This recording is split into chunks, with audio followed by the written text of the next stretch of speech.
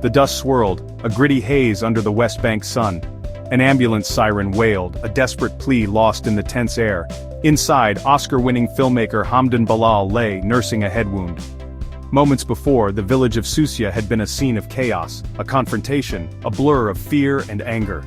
Now, Israeli soldiers surrounded the ambulance. They were not there to help. They were there to detain Ballal. News of Ballal's detention spread like wildfire, igniting outrage across the globe. This was not just another arrest. This was an internationally acclaimed artist, a voice for the voiceless, silenced. Activists alleged a brutal assault by Israeli settlers, a claim vehemently denied by the Israeli Defense Forces. Two narratives emerged, clashing like thunder in the already volatile atmosphere of the West Bank.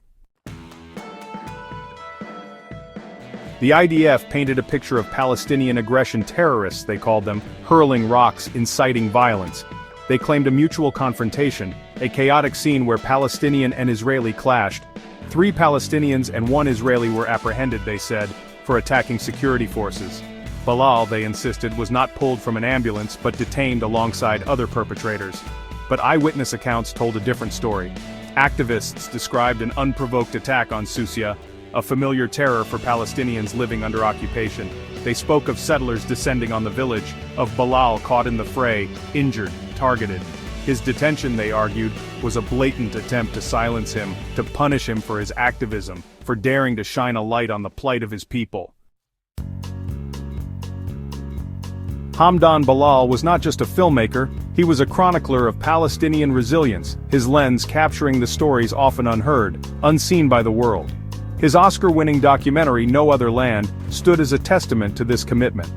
The film, a poignant portrayal of the Masafer Yatta residents battling the demolition of their homes by the Israeli army, resonated far beyond the rolling hills of the West Bank. Ballal's work was not about politics but about humanity. It was about families clinging to their ancestral lands, about children playing in the shadow of checkpoints, about the everyday struggle to exist under the weight of occupation. His detention, then, felt like an attack on art itself, an attempt to stifle the voices that dared to speak truth to power. The detention of Hamdan Ballal unfolded against a backdrop of escalating violence in the West Bank. Israeli military operations had intensified, leaving a trail of Palestinian casualties. Settlements, deemed illegal under international law, continued to expand, eating away at the already shrinking Palestinian land. Fear and frustration festered, fueling a cycle of violence that seemed to have no end. The incident at the Red Cross office in Rafah, Gaza, served as a chilling reminder of the ever-present tension. An Israeli projectile, fired in what they claimed was a case of mistaken identity, had struck the building, disrupting vital humanitarian aid. The incident, while unintentional, underscored the vulnerability of civilians caught in the crossfire.